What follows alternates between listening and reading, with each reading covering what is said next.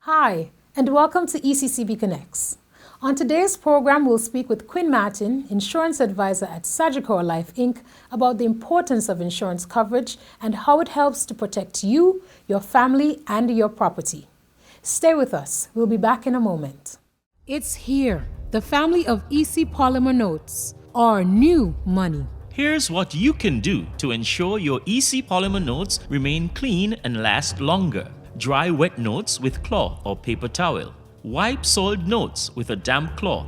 You can carry your notes in your wallet, purse, or pocket. However, avoid creasing, crumpling, or stapling your polymer note. If by accident your polymer note gets tumbled in the washing machine or dryer, you can take out the creases by smoothing the note with your hand. Do not iron your polymer note. New polymer notes may cling together. You can loosen them by tapping the notes against a hard surface or shuffling them. EC Polymer Notes, our new money. Cleaner, safer, stronger. Quinn, welcome to ECCB Connects. Thank you very much for having me. Now, we continue celebrating Financial Information Month across the Eastern Caribbean Currency Union. And this year, as you know, we are focusing on planning for uncertainty, making insurance a priority. Now, we know there are lots of notions and ideas out there about insurance and people who work in the insurance industry, what they do. As an insurance advisor, what is your role? Tell us what your job entails. Well, my role really entails ensuring that individuals are protected and their families are equally protected. It also involves preparing people for the future, retirement plans, pension plans. So all in all, it governs one's financial security and one's family protection as well as their own protection. What are some of the different types of products that an insurance company or person looking for coverage can get? What is out there? There are several different products out there, and the good thing is that we have a number of products at my company, Sagicor Life, that cater to different needs. For example, there is whole life insurance that protects one's beneficiary for the insured's entire lifespan. So if one is seeking to get coverage to ensure that in the event of death, whenever that is to occur, their family members are protected, then a whole life plan would be the best choice. There are also term life policies that only protect a beneficiary for a specific time frame. And those policies are usually used to secure mortgages and also to protect loved ones only for a specific period of time. So those two policies are perhaps some of the most popular types of policies to provide protection for one's loved ones. But there are also other policies, including peace assured burial plans, those types of policies that cater to a specific need. Can you elaborate on some of the more popular ones? What do people tend to go for? Well, an endowment plan is designed to pay the insured a lump sum of money at the end of a specific period of time, which is quite beneficial because a question that I am always asked as an insurance advisor is, what is an insurance for me as the policy owner? So here one can have a policy that is going to pay them a lump sum, whether it is to cater to starting their own business, maybe sending their children off to college, whatever initiative, but at the same time within the policy term, that individual would be protecting their loved ones. So two very important things are being accomplished at the same time: financial security as well as family protection with an endowment plan. And I'm glad you mentioned that because, you know, persons out there, you know, are not sold sometimes on what insurance, you know, is in it for them and what benefits. So I'm glad that you highlighted some of, you know, the benefits in terms of making sure that you have your ducks lined up in a row, so to speak. Absolutely. What else can persons look forward to in terms of having an insurance plan, you know, medical, life? And there are various aspects of life insurance policies. For instance, a whole life policy has a cash value, and that is a very important aspect of one's policy. Now, the cash value represents somewhat of a savings component, a fund that builds up in a policy as a policy progresses. And if an individual would have made an investment to protect their family, but then down the line that person maybe faces a financial difficulty, they can always borrow from that cash value, or they can seek to cash surrender the policy where they can get the funds that are in the cash value at the time of ending the policy. So I can use my life insurance for myself if the need arises? You absolutely can. And that is really the beauty of policies that have cash values, because the cash value represents a premature benefit to the policy owner, giving them an opportunity to get something tangible back from that policy even before that policy would have matured or even before that individual would have passed away. Because, you know, out there, people would say, I'm not going to bother with anything like that because I can't use it. Yes. And it's only for when I die. Somebody's just waiting to, you know, get what I've saved. So Yes. it's good to know that not only are you, you know, looking out for those that you leave behind, but if you need it, you can actually use it. Most definitely, yes. That is the case. So we can also consider the paid up value of a policy that allows the owner of the policy to stop making monthly payments on a policy. After those monthly payments are stopped, the cash value of the policy still continues to increase, and it allows for benefit, a reduced benefit, to be paid to the beneficiary of the policy upon maturity of the plan or when the insured passes away. That is very important because some persons might face perhaps a financial difficulty. They cannot pay on their policy anymore. They may want to make that policy paid up to then ensure that there is still a benefit for their beneficiary at maturity of the plan or should they pass away. So there are a number of options when it comes to life insurance. It's not as simple as that I save and when I die, whoever gets it, you can actually make your money work for you. Most definitely. It is such a beneficial resource in my opinion. Now, what about medical insurance? How does that work, and, you know, how is it beneficial for an insured person? Well, in this day and age, and it is, I guess, coincidental that we are now in Cancer Month. We see so many persons passing away from illnesses.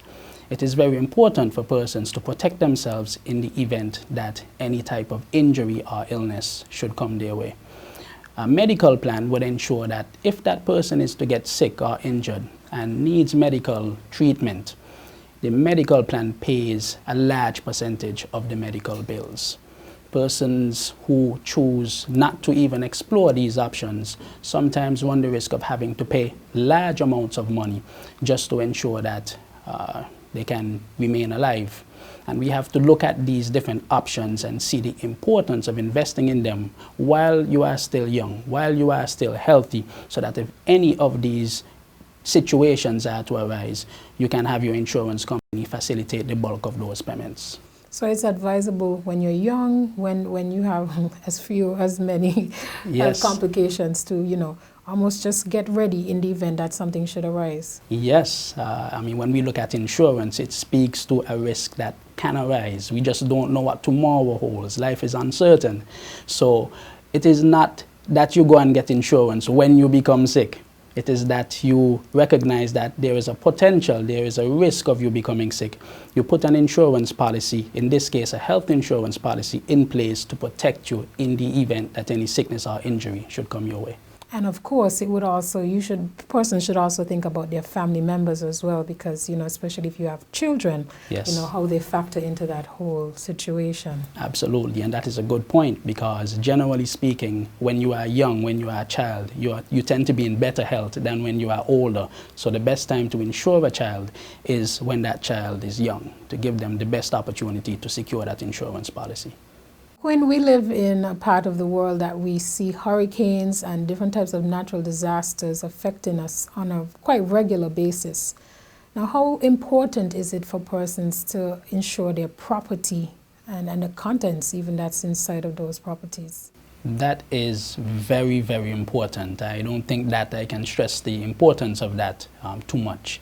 I mean, like you rightfully said, hurricanes, we are prone to these disasters. And when we look at what has happened in some of the other countries, it really highlights further the importance of one insuring his or her property as well as the contents of the property.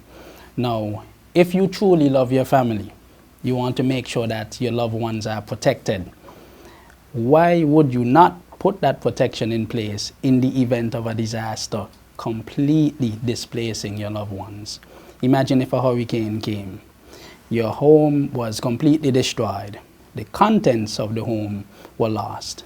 How would you replace those assets? By properly and adequately insuring your property, you ensure that you can get that structure back. But you also want to ensure that the assets that are inside of that structure can be replaced, and that is why it is so important to put property insurance as well as insure the contents, put those plans in place to ensure that your assets are protected. So the contents, so everything, my television, my appliances, whatever it is, person can actually go and have a safeguard in place that if they lost that, they could, kind of recoup it. Yes, you can certainly put that in place, and another key aspect of that is always re-evaluating the value of those contents, because if this month you added a television, next month you added a stove, or you added a furniture set, then the value has gone up.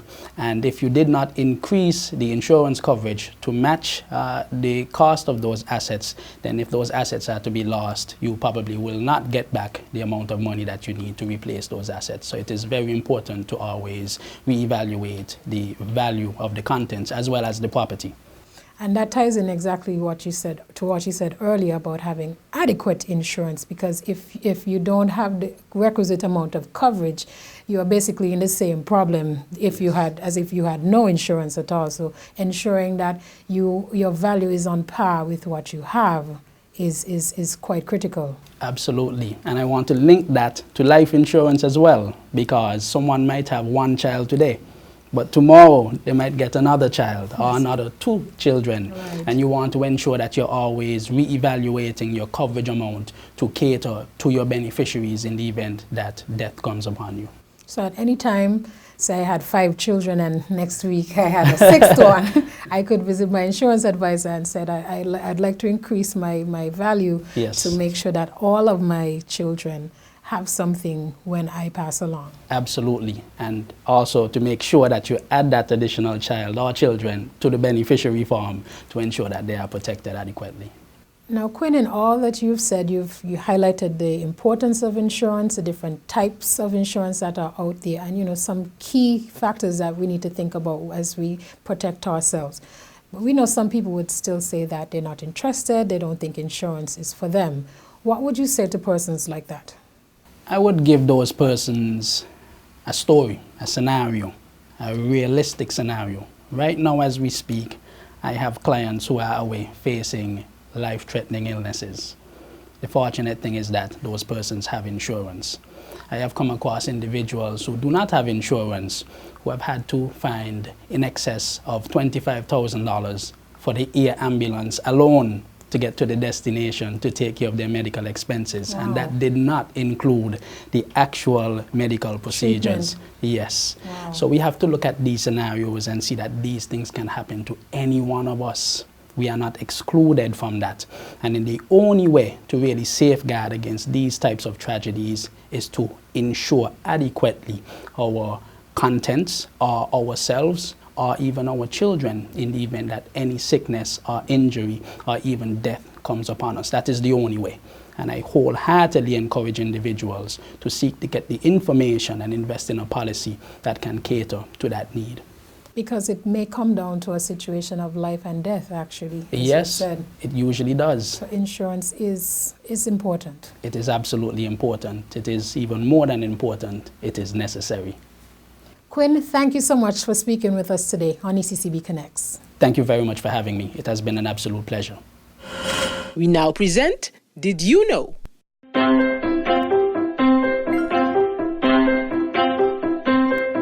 Minimum savings rate. Did you know that the minimum savings rate is the regulated rate on savings deposits? It was introduced in January 1984. The aim of the policy was to assist financial intermediation and to encourage and reward savings by small depositors. Since its inception, the minimum savings rate has been adjusted twice, first in September 2002 and February 2015. To view any episode of ECCB Connects anytime, any place at your convenience, check us out on YouTube, Facebook, and LinkedIn at ECCB Connects. We've come to the end of this episode of ECCB Connects.